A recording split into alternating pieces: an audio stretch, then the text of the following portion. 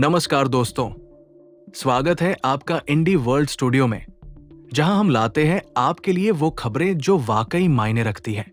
आज की हमारी कहानी है भारत सरकार के उस कड़े फैसले की, जिसने पूरे ओटीटी प्लेटफॉर्म जगत में हलचल मचा दी है। अब वो समय गया जब मनोरंजन के नाम पर अश्लीलता परोसी जाती थी। सरकार ने लिया है एक ऐसा एक्शन जो आने वाले वक्त में एक नजीर बनेगा। तो आइए जानते हैं क्या है पूरा मामला, किन ऐप्स पर लगा बैन और क्यों लिया गया इतना बड़ा फैसला। अब बात करते हैं उस सख्त कार्रवाई की जो भारत सरकार ने की है। सरकार ने 25 से ज्यादा ओटीटी ऐप्स पर बैन लगा दिया है। वजह यह है कि ये ऐप्स अश्लील कंटेंट दिखा रहे थे और ये पहली बार नहीं हुआ था। इन ऐप्स ने कई बार भारत के आईटी नियमों का उल्लंघन किया था। इन पर आपत्तिजनक और अश्लील सीन दिखाने का आरोप है। सरकार का कहना है कि ये मनोरंजन नहीं, शोषण है। इन ऐप्स को कई बार चेतावनी दी गई थी, कई बार एडवाइजरी जारी की गई, लेकिन इन्होंने अपनी हरकतें नहीं बदली। ये लोग नियमों के लूपहोल्स का फायदा उठाकर अश्लीलता फैलाते रहे। अब इन्हें पूरी तरह से बैन कर दिया गया है।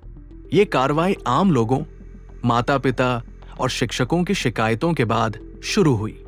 उन्होंने सरकार को चिट्ठियां लिखी कि कुछ ओटीटी ऐप्स जैसे उल्लू, ऑल्ट और डी से फ्लेक्स पर अश्लील सामग्री चलाई जा रही है। अब तक 25 ऐसे ऐप्स को बैन किया जा चुका है। इनकी वेबसाइट्स, ऐप्स और स्ट्रीमिंग लिंक सभी को ब्लॉक कर दिया गया है। ये कोई अचानक लिया गया फैसला नहीं था। कई महीनों की जांच और चेतावनियों के बाद ये कदम उठाया गया।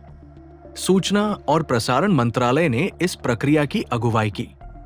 इसमें गृह मंत्रालय, आईटी मंत्रालय, लीगल अफेयर्स विभाग, बाल और महिला अधिकार विशेषज्ञों की मदद ली गई।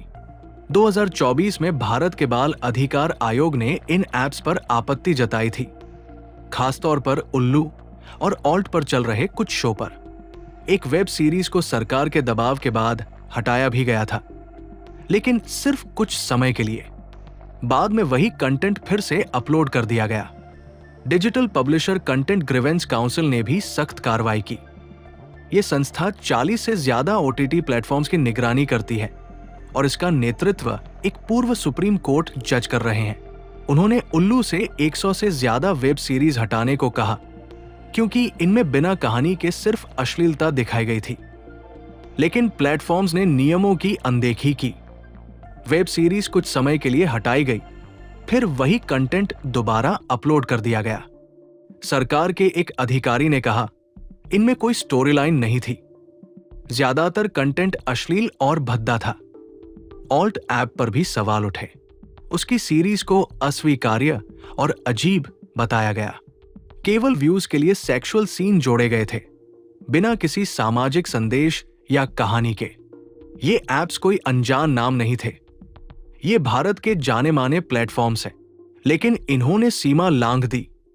2 साल से शिकायतें लगातार बढ़ती रहीं। सरकार ने सितंबर 2024 और फिर फरवरी 2025 में 2 बार चेतावनी दी थी। साफ संदेश था, आईटी नियमों का पालन करो, आचार संहिता का सम्मान करो। लेकिन कुछ प्लेटफॉर्म्स तो नए नामों से दोबारा लॉन्च होने लगे। ये सीधा कानून का उल्लंघन था। अब सरकार ने कार्रवाई की है। सरकार का कहना है, डिजिटल प्लेटफॉर्म कानून से ऊपर नहीं है। स्ट्रीमिंग कंटेंट भी जांच से मुक्त नहीं है। भारत पोर्नोग्राफी को मनोरंजन के नाम पर बर्दाश्त नहीं करेगा। ये अब तक का सबसे बड़ा एक्शन है ओटीटी प्लेटफॉर्म्स पर। सरकार ने साफ किया है, ये सेंसरशिप नहीं, रेगुलेशन है। ये कला के खिलाफ नहीं, बल्कि सभ्यता और मर्यादा की रक्षा के लिए है। तो दोस्तों, ये था भारत का अब तक का सबसे बड़ा डिजिटल एक्शन।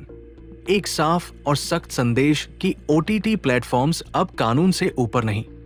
मनोरंजन के नाम पर अश्लीलता नहीं चलेगी, और अगर कोई कोशिश करेगा तो नतीजा ऐसा ही होगा।